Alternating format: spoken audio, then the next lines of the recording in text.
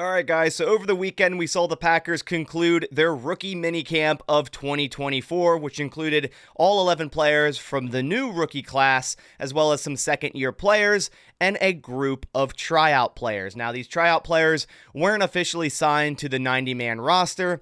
This practice was to see if the Packers liked what they saw from some of these players, then after the practices, if they would sign some. And the Packers have indeed signed 3 tryout players to the 90-man roster. This also means the Packers will have to cut 3 players, which hasn't been announced yet. But in today's video, I want to let you guys know the 3 players and kind of break down the type of players they are. So let's dive right into it. So after the rookie minicamp, the Packers signed 2 wide receivers, one being Julian Hicks from Albany and another Dimitri Stanley from Iowa State. The Packers also signed yet another offensive lineman, Lasedrick Smith, who is a 2022 6th-round draft pick to the Arizona Cardinals from Virginia Tech, and actually started in 2 games in 2022. That was the only year he was a part of a 53-man roster. All right, so first let's dive down into both of these wide receivers. Now, this is interesting because the Packers didn't draft a single wide receiver in this draft class, and this wide receiver room is pretty much locked, in my opinion, for the first 6 guys. Obviously, Watson, Dobbs, Reed, and Wicks.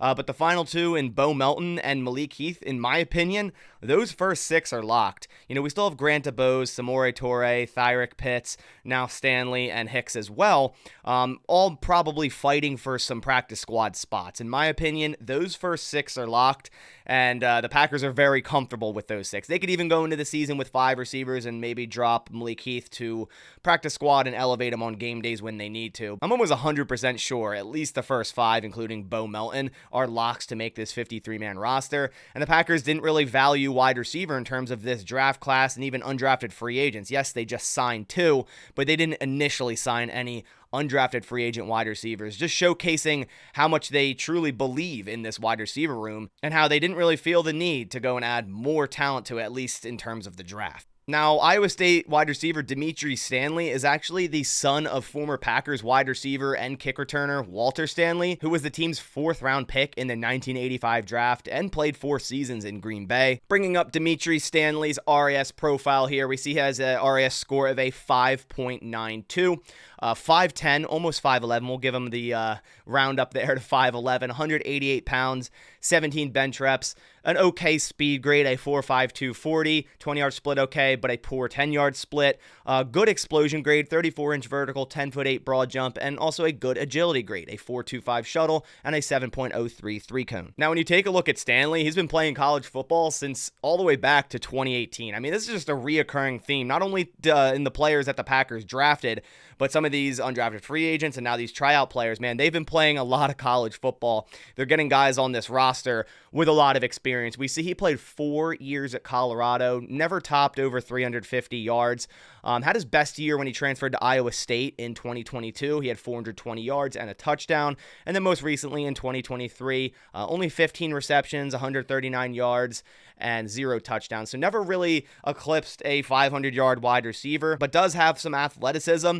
And in the rookie minicamp, supposedly Dimitri Stanley was catching everything that was thrown his way. Even had a really impressive one-handed catch. I wish we had a clip of it, but you can't record during 7v7s or 11v11s. But it's definitely why the Packers signed him. They're not signing him based off of his college stats, but what he projects to at the NFL level. And not that he's going to make the 53-man roster. I mean, we've seen crazier, right? These camp battles, they're there for a reason. Random players can just come onto the scene and perform and practice well, play well, and make the roster. And that's what he did during the rookie minicamp weekend. He was definitely the most productive wide receiver out of all of them, which is very, very impressive. Now, Dimitri Stanley is mainly a slot wide receiver. We see over the 6 years, 58.2% in the slot, but also, played out some wide. So he can do both, 41.8% out wide. Mainly play it out wide at Iowa State. So his last 2 seasons, he was mainly an out wide wide receiver, but at Colorado, mainly a slot guy. So definitely versatile there. Stanley also returned 30 total punts over his college career for 260 yards or an 8.7 average. So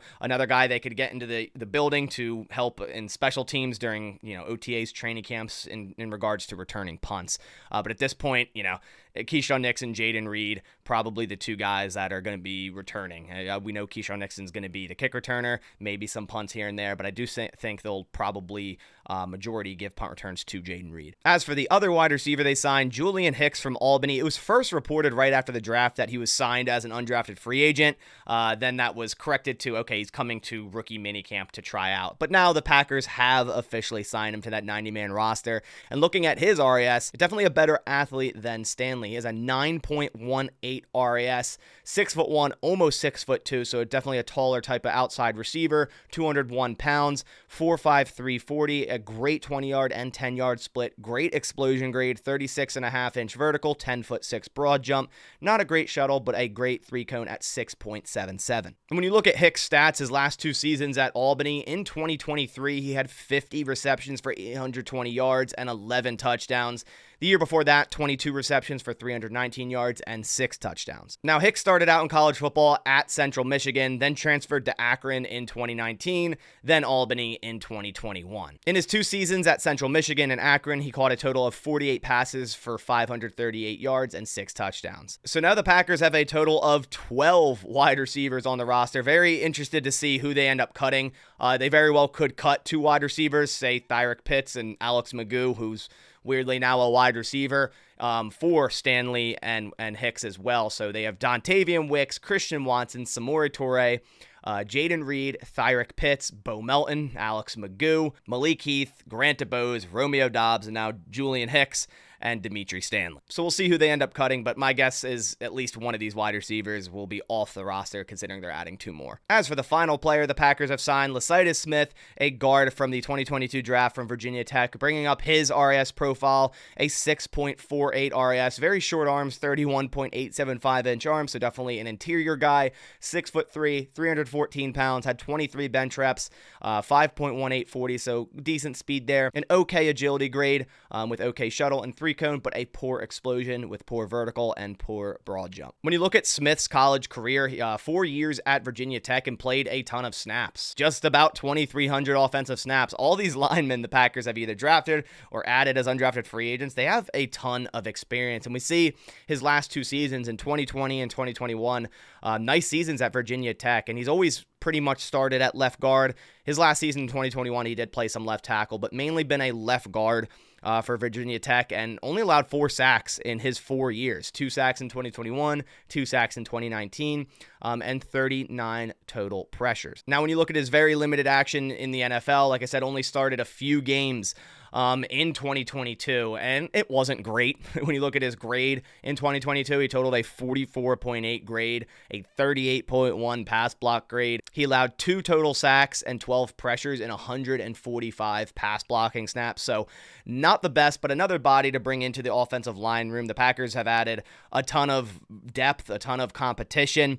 I see Royce Newman on his way out. The Packers could save over $3 million by cutting Royce Newman, and they've added so many guys that can play guard. Even Andre Dillard could play guard, so I feel like Royce Newman definitely on his way out, but adding another lineman here for camp makes sense for the Packers. They do this all the time. So those are the 3 players the Packers have added to their roster after the rookie minicamp tryouts. So we'll see who they end up cutting. They have to cut 3. Like I said, they were already at 90 players, so now they're at 93. They need to cut 3 players. We'll see who that is once we get the official report that comes out for Green Bay on their transaction wire. But as of right now, we know they're signing these 3 guys, and we'll see who they cut. But I appreciate you guys coming by to the channel. Just wanted to let you guys know the 3 new players the Packers have signed, as well as breaking them down a little bit so you get a better idea of who these players are. But I appreciate you coming by. If you could leave a like down below, it supports the channel a ton. But I'll catch you on the next one. And as always, go Pack Go.